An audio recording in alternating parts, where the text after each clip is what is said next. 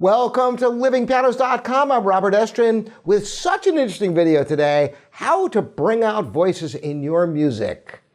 The great thing about the piano is it's almost like a whole orchestra. You have all these different voices, these different parts, and you want to call attention to different melodies intertwining within your music. I've talked about many ways of doing that in the past, which I'm going to refresh you on right now. Then I'm going to show you an intrinsic skill that transcends everything I'm about to tell you. One great practice technique is to work on music with different articulations, playing the melodies, legato, and accompaniments and parts you want softer with gentle finger staccatos, whether it's in a Beethoven, the Pathetique second movement, which of course sounds like this.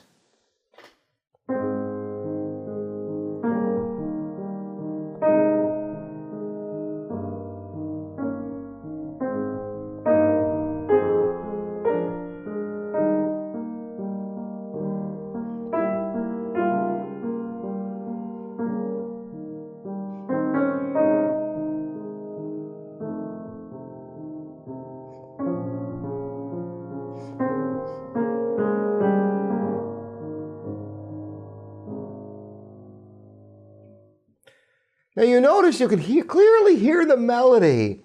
As a matter of fact, it's almost a duet between the top and the bottom.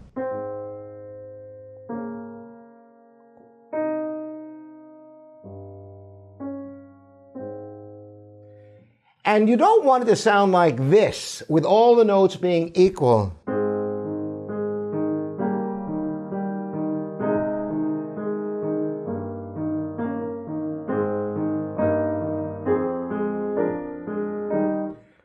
You want the balance so that you hear the melody and the bass, and the inner voice is delicate.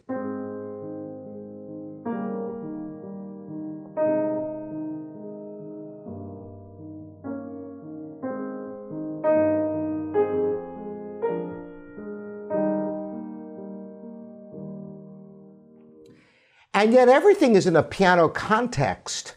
And the way to practice this, as I've shown before, is by playing the melody, and in this case the melody and the bass legato, and those gentle undulating 16th notes in the middle with gentle finger staccatos. You train your hand which notes are melody and which notes are accompaniment, as follows.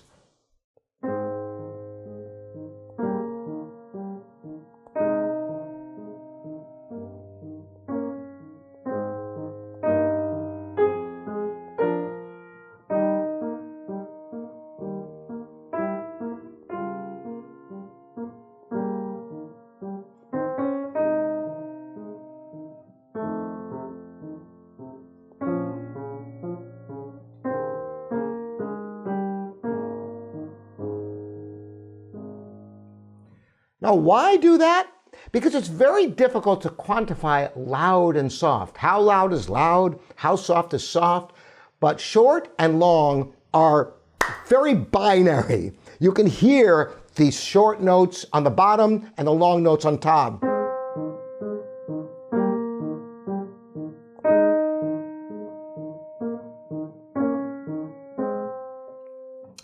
And if you can do that, then you can also do this.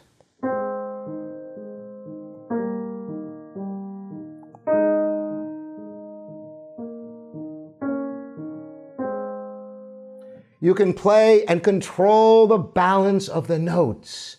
There are many times when this occurs. In Schumann's Kinderscenen, the scenes from childhood, in the very beginning.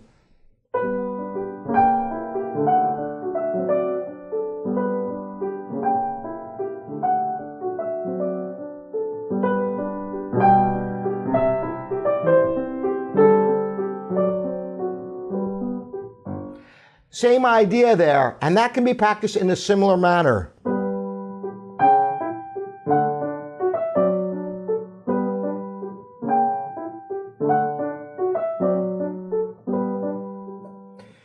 But what I'm going to talk about today transcends all of this, and it's a little tip. It's a hack. It's a way of drawing the listener's attention to the voice that you want them to hear. If you have, for example, in Chopin's his prelude in B minor. It starts off with a melody in the bass, and then it goes into the treble.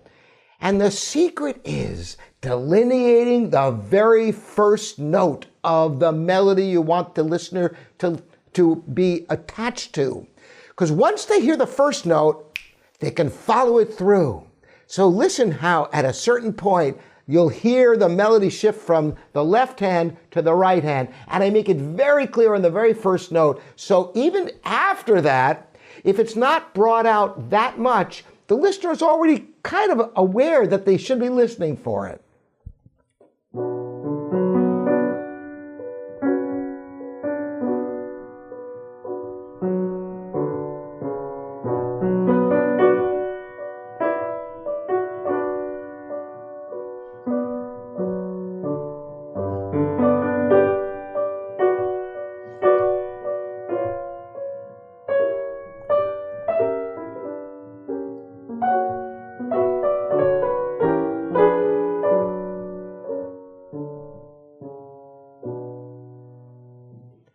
You hear that? As soon as that first melody note comes in, boom, the listener is listening for it and they'll follow it through. And you don't even have to punctuate the melody that much anymore because they're already attuned to it. It's in their consciousness. Now, sometimes a melody or a counter melody can be contained within the texture. Maybe it's not the top or the bottom, as is the case in the middle section of the Chopin Third Ballade in A-flat major.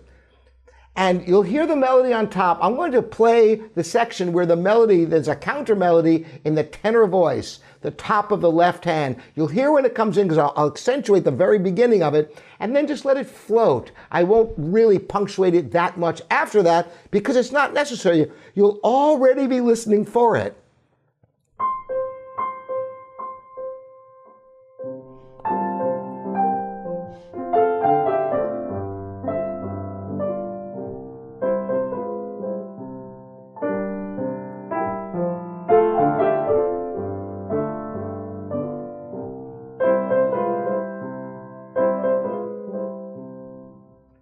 So as soon as that counter melody comes in,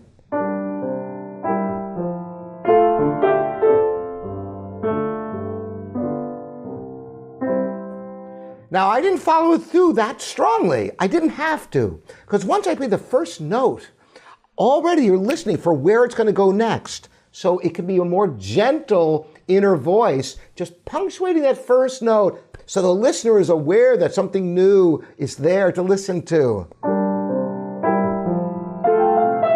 So if I go back now, listen to it in context again when that comes in, and I'm going to just play the beginning of that with some substance to the sound, and then I'm going to let it be more in the background so that you don't lose the melody on top, which is the main melody.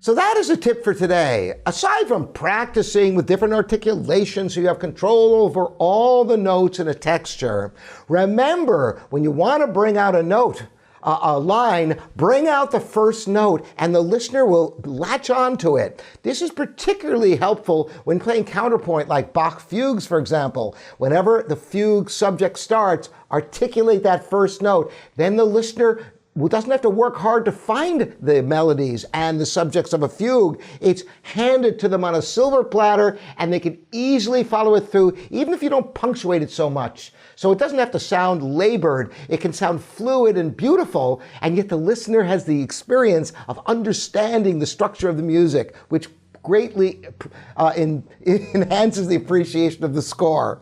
Thanks again for joining me. I'm Robert Estrin. This is livingpianos.com, your online piano resource. Many videos to come. Thank you all your subscribers and Patreon subscribers. There's a lot of original music on Patreon, by the way. I just released, as a matter of fact, 30 miniatures for piano that are short works that you may enjoy. So consider subscribing to Patreon. And if you haven't subscribed here at Living Pianos or YouTube, go for it. You'll be the first to know about future videos. See you next time.